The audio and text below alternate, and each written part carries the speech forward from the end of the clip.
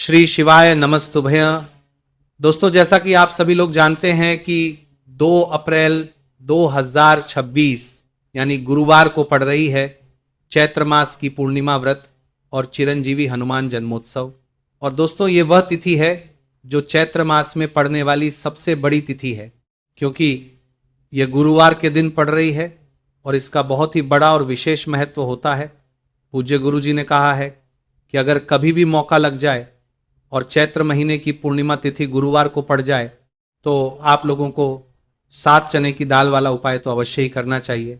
इन दोनों का संयोग बहुत ही कम आता है। इसी के साथ में गुरु अपनी शिव पुराण कथा में बताया है कि इस दिन आपको 7 चने की दाल वाला उपाय तो आपको अवश्य ही करना चाहिए, क्योंकि ऐसा दिन पूरे साल में सिर्फ एक ही बार आता है। और दोस्तों, आप सभी लोग जानते हो कि गुरुवार पूर्णिमा तिथि का अगर सबसे बड़ा कोई उपाय है तो वो 7 चने की दाल वाला उपाय है। तो दोस्तों, गुरुवार पूर्णिमा तिथि के दिन आप लोगों को इस 7 चने की दाल वाला उपाय को जरूर करना है। बहुत लोग होंगे जिन लोगों ने इस उपाय को ना किया हो, मतलब पूरा साल निकल गया, उन्होंने किसी भी दिन इस 7 चने की दाल वाला उपाय को ना किया हो। पर दोस्तों, आपके पास एक आखिरी मौका बचा हुआ है, जो कि 2 अप्रैल गुरुवार पूर्णिमा तिथि के दिन है। इस दिन आप लोगों को इस वाले उपाय को जरूर कर लेना है। भले ही आपने पूरे महीने भर इस उपाय को ना किया हो, पर अगर आपने इस चैत्र महीने के गुरुवार पूर्णिमा तिथि के दिन अगर इस वाले उपाय को कर लिया तो आपको इस उपाय को करने का वो फल मिलेगा जिसकी आपने कभी कल्पना भी नहीं करी होगी। इसीलिए आप लोग इस वाले उपाय को एक बार जरूर कर लेना है, ताकि आप लोगों के हाथ से यह मौका ना जा सके और आपको इस उपाय को करने का फल मिल सके। दोस्तों, ये उपाय पंडित जी ने अपनी अभी की ही श्री शिव महापुराण की कथा में बताया है। जी, इस उपाय को आज हम आपको बहुत अच्छे से समझाने वाले हैं। इस वीडियो को देखने के बाद इस उपाय को समझने के आपको कोई और वीडियो को देखने की ज़रूरत नहीं पड़ेगी। तो चलिए दोस्तों, उपाय को शुरू करते हैं। देखिए, ये इस चैत्र महीने के गुरुवार पूर्णिमा तिथि के दिन ये इतना खास होता है, इतना महत्वपूर्ण होता है। देखा गया है कभी कभी बड़े बड़े पूजा पाठ अनुष्ठान से जो मनोकामना पूर्ण नहीं होते, वह चैत्र महीने की गुरुवार पूर्णिमा तिथि के दिन एक छोटे से उपाय करने से ही आपकी मनोकामना पूर्ण हो जाती है। और बहुत सारे ने इस उपाय को किया भी है और उनको इस उपाय को करने का फल भी जरूर मिला है। अगर आप लोग भी इस उपाय को करना चाहते हैं तो आप इस उपाय को पहले अच्छे से समझ लेना, सुन लेना, उसके बाद करना। आपको इस उपाय का फल जरूर मिलेगा। और इस उपाय को कर लेने से आपके घर में चाहे किसी भी प्रकार की दुख और समस्या क्यों ना चल रही हो, आपको उसका कारण भी नहीं पता है कि भाई ये समस्या किस कारण से चल रही है, उसका कुछ भी कारण हो सकता है, जैसे पितृदोष हो सकता है या किसी भी तरह का मंगल दोष भी सकता है। तो इस दिन आप लोगों को ये वाला उपाय कर लेना है। ये एक ऐसा उपाय है जिस उपाय को अगर किसी विशेष दिन पर किया जाए तो भाई उस विशेष दिन का जो है वो तो हमें मिलता ही मिलता है, पर हमने उस दिन पर इस उपाय को किया है तो हमें उससे भी बड़ा फल मिलता है, और फल बहुत जल्दी मिलता है, क्योंकि आप इस उपाय को बहुत ही बड़े और विशेष दिन पर कर रहे हैं।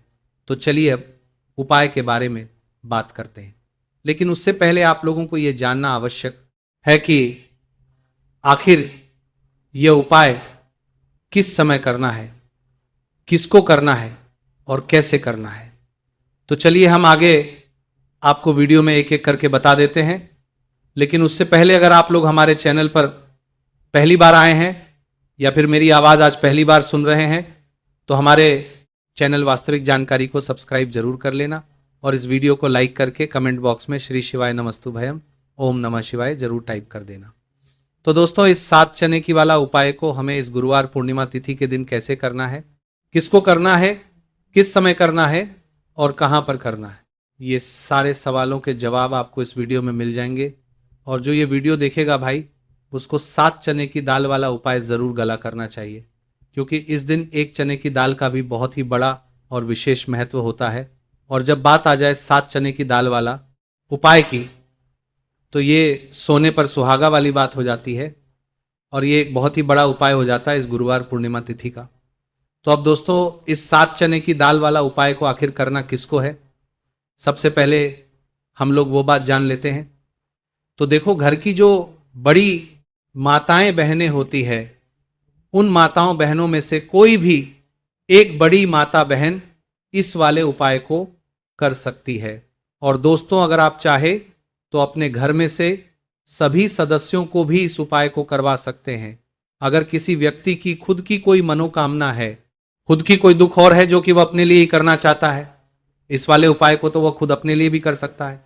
बाकी अगर कोई घर में से ऐसा है जो कि अपने पूरे घर परिवार की सुख और शांति के लिए ये वाला उपाय करना चाहता है, तो भाई वो भी कर सकता है, उसमें भी कोई दिक्कत वाली बात नहीं है। कहने का मतलब यह है कि इस उपाय को हर एक सदस्य भी कर सकता है और पूरे घर परिवार के सदस्य के लिए घर की बड़ी माताओं बहनों में से कोई एक माता बहन भी कर सकती है। माताएं बहनें अगर घर में उपस्थित ना हो या वो उपाय ना कर पा रही हो, तो फिर घर का कोई बड़ा सदस्य भी इस 7 चने की दाल वाला उपाय को कर सकता है, चाहे फिर वो पुरुष ही क्यों ना हो, उसमें कोई भी दिक्कत वाली बात नहीं है। उसके बाद में दोस्तों जो अगला प्रश्न निकल कर आता है वही आता है इस उपाय को लेकर कि आखिर इस उपाय को हमें किस समय करना है, सुबह के समय करना है कि शाम के समय करना है। तो देखो, इस वाले उपाय को आप लोग सुबह के समय भी कर सकते हो और शाम के समय प्रदोष काल में भी करते हो। अब अगर आप पूछो कि भाई साहब सबसे उत्तम समय कौन सा रहेगा इस साफ चने की दाल वाला उपाय को करने का, तो हम आपसे बस यही कहेंगे कि इस उपाय को आप सुबह के समय करेंगे तो ज्यादा बेहतर होगा। बाकी अगर प्रदोष काल शाम के समय भी करेंगे तो भी अच्छा होगा, उसमें कोई भी दिक्कत वाली बात नहीं है। तो अब दोस्तों जो अगली सबसे बड़ी और महत्वपूर्ण बात आती है वो ये आती है कि सुबह अगर हम उपाय को तो हमें कितने बजे से लेकर कितने बजे तक के बीच में करना है, और शाम के समय प्रदोष काल में करेंगे तो हमें कितने बजे से लेकर कितने बजे के बीच में करना है। तो देखो, सुबह जितनी जल्दी हो सके आप उपाय को करने की कोशिश करना। बाकी अगर किसी कारणवश लेट भी हो जाओ, थोड़ी देर भी हो जाए, तो 10 या 11:00 बजे तक भी आप उपाय कर लेना और 12:00 बजे से ज्यादा देरी ना हो। ठीक है, इस बात का ध्यान रखना। उसके बाद दोस्तों अगर शाम के समय प्रदोष काल की बात करें, प्रदोष काल का जो समय है होता है ये जिसे है वह शाम के 6:00 बजे से शुरू हो जाता है। मतलब शाम के 6:00 बजे से लेकर 7:00 बजे के बीच का जो समय होता है यह समय प्रदोष काल का समय होता है। तो आप इस उपाय को 7 या 8:00 बजे के बीच में भी कर सकते हो। मतलब शाम के 6:00 बजे से रात 8:00 बजे के बीच में आप कभी भी इस वाले उपाय को कर सकते हो, उसमें कोई भी दिक्कत वाली बात नहीं। चलिए जानते हैं उस विशेष उपाय के बारे में। देखिए दोस्तों, पूज्य गुरु जी की कथा के अनुसार ही इस वाले उपाय को कर सकते हो। उपाय को आपको बहुत ही विस्तार से समझाने का प्रयास करेंगे, लेकिन उससे पहले वीडियो को लाइक करें। देखिए, इस वीडियो में हम पूज्य गुरु जी द्वारा बताए गए 3 सबसे अचूक उपायों के बारे में जानेंगे, जो आपको सिर्फ और सिर्फ गुरुवार की सप्तमी की तिथि पर ही करने हैं। पूज्य गुरु जी ने बताया है कि जो भी व्यक्ति इन उपायों को कर लेता है उसके जीवन से समस्त परेशानियां दूर हो जाती हैं। तो चलिए जानते हैं गुरु जी द्वारा बताए गए पहले खास उपाय के बारे में। देखिए, गुरु जी ने बताए हैं कि गुरुवार के दिन किया जाने वाला यह उपाय सबसे सर्वश्रेष्ठ है। इस उपाय के लिए आपको मात्र 1 लोटा शुद्ध जल लेना है। जल आपको तांबे के पात्र के अंदर लेना है। इसी के साथ में आपको मात्र 1 गुड़ का टुकड़ा लेना है और इसी के साथ में आपको लेनी होगी 7 की दाल। देखिए, चने की दाल को लेते समय ध्यान रखना है कि ये खंडित नहीं होनी चाहिए। ये चने की दाल जब भी हम गुरुवार के दिन शिवलिंग पर अर्पित करते हैं तो इससे हमारे जीवन के बड़े से बड़े संकट समाप्त होते हैं। अगर हमारे हाथ में धन प्राप्ति की लकीरें नहीं हैं, अगर हमारे जीवन में दुर्भाग्य के अलावा कुछ है ही नहीं, तो गुरुजी ने कहा है कि हम इस व्यासपीठ से आपको यकीन दिलाते हैं कि गुरुवार के दिन जब भी आपकी दाल वाला ये उपाय करते हैं तो इससे महादेव आपके हाथ की लकीरों को भी परिवर्तित कर देते हैं। तो दोस्तों, ये तीनों ही सामग्री लेकर के आपको पहुंच जाना है भगवान शिव के मंदिर में। देखिए, गुरुजी ने बताया है कि इस उपाय को आप सुबह से लेकर के शाम तक किसी भी समय कर सकते हैं। देखिए, शिव मंदिर पहुंचने के बाद आप जो एक गुड़ का टुकड़ा लेकर के गए हैं, सबसे पहले तो आपको उसे जल के पात्र के अंदर डाल देना है और आपको महादेव का स्मरण करते हुए ये 1 लोटा जल धीरे धीरे शिवलिंग पर अर्पित करते जाना है। साथ ही साथ आपको श्री शिवाय नमस्तुभ्यं इस मंत्र का भी जाप करते रहना है। कम से कम 11 बार आपको इस मंत्र का जाप अवश्य करना है। अब दोस्तों आपके पास जो चने की दाल है उन्हें आपको एक एक करके शिवलिंग पर अर्पित करते जाना है। चने की दाल आप एक एक करके भी समर्पित कर सकते हैं और एक साथ भी शिवलिंग पर अर्पित कर सकते हैं। देखिए, चने की दाल को समर्पित करने के बाद आपको बृहस्पति शवर महादेव से प्रार्थना कर लेनी है कि हमारे जीवन में जो भी संकट समस्या चल रही है, हम जो भी कार्य करते हैं उसमें हमें बार बार असफलता मिलती है, रुकावटें संकट जीवन में लगातार बने हुए हैं, चारों तरफ से सिर्फ और सिर्फ निराशा ही हाथ लग रही है, तो अपने दुर्भाग्य को दूर करने के आपको बृहस्पति शवर महादेव से प्रार्थना कर लेनी है। पूज्य गुरुजी ने कहा है कि इस गुरुवार के दिन ये चमत्कारी उपाय करके देख लेना और आप स्वयं देखेंगे कि 1 या 2 महीने के अंदर आपके जीवन का जो दुर्भाग्य है वह समाप्त होना प्रारंभ हो जाएगा। अब दोस्तों हम जान लेते हैं दूसरे विशेष और चमत्कारी उपाय के बारे में। देखिए, इस उपाय के लिए आपको मात्र एक तुलसी जी की लकड़ी लेनी होगी। अगर आपके पास पहले से ही तुलसी जी की लकड़ी है तो उसका उपयोग आप कर सकते हैं, और यदि आपके घर में तुलसी जी का पौधा सूखा हुआ है तो वहां से भी आप तुलसी जी की मात्र एक लकड़ी ले सकते हैं। देखिए, इस उपाय के लिए आपको मात्र एक मिट्टी का दीपक लेना है। इसमें आपको शुद्ध घी का प्रयोग करना है और इस दीपक के अंदर आपको ये जो तुलसी जी की लकड़ी है इसे रख देना है। इस लकड़ी को आपको पूरा घी के अंदर डुबो देना है, चारों तरफ अच्छे से घी लगा देना है और आपको इस दीपक के अंदर इस लकड़ी को रख लेना है। देखिए, यदि आपको ऐसा लगता है कि तुलसी जी की जो लकड़ी है वो बहुत ही जल्दी से जल जाती है, तो आपको एक कार्य करना है। आपने जो तुलसी जी की लकड़ी ली है उस पर आपको पूरी पर अच्छे से रुई लपेट देना है, यानी कि कॉटन जो होती है उसे अच्छे से लपेट देना है, जिससे कि ये जो लकड़ी है दिखाई ही ना पड़े। तो इस लकड़ी के ऊपर आपको लपेट लेनी है। अब इसी लकड़ी के ऊपर जो आपने रुई लपेटी है उस पर आपको अच्छे से घी लगा लेना है और उस दीपक के अंदर आपको इसे डाल देना है। अब देखिए, इस दीपक को आप भगवान विष्णु के वहां पर भी प्रज्वलित कर सकते हैं या फिर भगवान विष्णु के किसी भी स्वरूप के सामने आप इसे प्रज्वलित करते सकते हैं, या फिर आपके घर में जो माता तुलसी जी का पौधा है वहां पर भी इस दीपक को आप प्रज्वलित कर सकते हैं। पूज्य गुरु जी ने कहा है कि जो भी व्यक्ति इस 2 अप्रैल 2026 गुरुवार की पूर्णिमा तिथि पर यह तुलसी जी की लकड़ी का दीपक प्रज्वलित कर देता है तो उसके जीवन में कभी भी धन संपदा की कमी नहीं होती। देखिए, ये जो उपाय है आपने फाल्गुन में पूर्णिमा तिथि पर किया होगा, लेकिन इस बार चैत्र मास की पूर्णिमा तिथि है।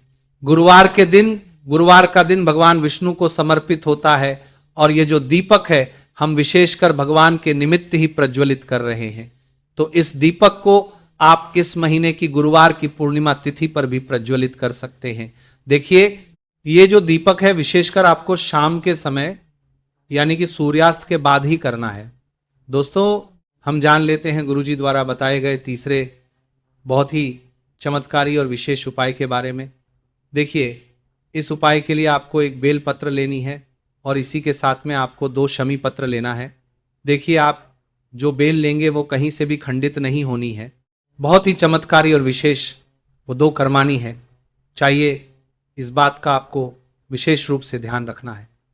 देखिए, मान लीजिए कि यदि आपके पास बेल पत्र नहीं है तो आप भगवान शिव के शिवलिंग पर चढ़ी हुई बेल पत्र को पुनः शुद्ध जल से धो करके उसका उपयोग भी कर सकते हैं। इसी के साथ में आपको मात्र थोड़ा सा लाल चंदन लेना होगा। देखिए, सभी सामग्री लेकर के अब आपको पहुंच जाना होगा भगवान शिव के मंदिर में। देखिए, भगवान शिव के मंदिर में पहुंचने के बाद आपके पास जो एक बेलपत्र है उसकी चिकनी साइड में आपको देखिए, आप सभी को पता है कि बेलपत्र में 3 पत्तियां होती हैं। तो बेलपत्र की जो ऊपर वाली बड़ी पत्ती होती है और नीचे वाली जो 2 छोटी पत्तियां होती हैं उसकी चिकनी साइड पर आपको, यानी कि जो छोटी पत्तियां होती हैं वहां पर आपको एकाएक शमी पत्र जो आप लेकर आए हैं उन्हें छोटी पत्तियों के ऊपर रख देना और इन्हीं शमी पत्र के ऊपर आपको लाल चंदन की एक एक बिंदी लगा देनी है। अब आपको ये जो बेलपत्र है इसी प्रकार से शिवलिंग पर अर्पित कर देनी है, लेकिन आपको बेलपत्र को समर्पित करते समय गतिमान का नाम लेना है। देखिए, गतिमान जो है वो हनुमान जी के छोटे भाई हैं और पूज्य गुरु जी ने बताया है कि गतिमान का नाम लेकर ही आपको यह उपाय करना है, क्योंकि आपके शरीर के जो भी रोग हैं उन्हें भगवान गतिमान दूर करने वाले इस उपाय को करने के बाद आपकी जो भारी से भारी बीमारी है वो भी भगवान गतिमान की कृपा से दूर होने वाली है। देखिए, बेलपत्र की 2 छोटी पत्तियों पर आपने एक एक चमी पत्र रखा, उनके ऊपर आपने एक एक लाल बिंदी लगाई हुई है चंदन की। तो इसी प्रकार से आपको यह बेलपत्र शिवलिंग पर अर्पित कर देना है। भगवान गतिमान का स्मरण करते हुए, गतिमान भगवान का स्मरण करते हुए आपके शरीर में या फिर आपके घर किसी भी सदस्य के शरीर में जो भी रोग हैं, उस रोग को दूर करने के लिए आपको भगवान से प्रार्थना कर लेनी है और फिर आपको वापस अपने घर आ जाना है। देखिए, इस उपाय के लिए गुरुजी ने कोई भी निश्चित दिन, निश्चित समय नहीं बताया है। तो इस उपाय को आप किसी भी दिन कर सकते हैं। आप लगातार इस उपाय को किसी भी दिन कर सकते हैं और हफ्ते में केवल एक दिन भी कर सकते हैं। गुरुजी ने कहा है कि यदि आपकी सालों पुरानी बीमारी है, वह भी भगवान गतिमान की कृपा से दूर हो जाएगी। तो दोस्तों, इस प्रकार से आज के इस वीडियो में हमने आपको गुरुवार की इस पूर्णिमा तिथि पर किए जाने वाले 3 बहुत ही चमत्कारी उपाय बताए हैं। जो भी आपके लिए उचित है, सरल है, उसे आप कर सकते हैं। तो दोस्तों, ये थे पूज्य गुरुजी द्वारा बताए गए कुछ बहुत ही खास उपाय। अगर आपको जानकारी अच्छी लगी हो तो वीडियो लाइक करिएगा।